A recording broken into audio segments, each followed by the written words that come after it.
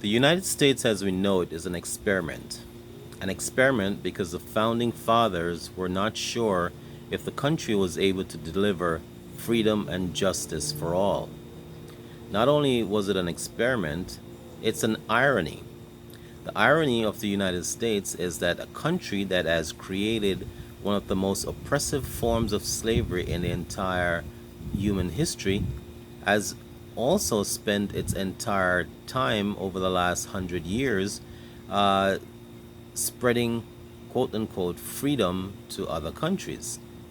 Another irony of it is that while the United States was busy conducting one of the most oppressive systems alongside South Africa against black people in the 60s, 50s, 40s, and earlier, a Bantustan kind of system we call Jim Crow, the United States was still spreading its brand of freedom around the world.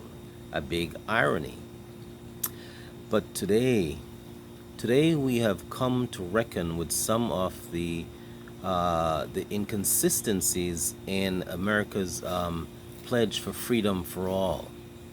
And one thing we must know, we must learn from what's happening, that America must rectify the wrongs that have been conducted for so long. If America does not remedy, does not right these wrongs, the fire next time. Oh, the fire next time. So, America, do what's right, do it right, do the right thing, remedy the problem. We know what the problems are, fix them, or else the fire next time. Thank you for watching. This is Bob Montego with Wake Up and Live. Subscribe if you like.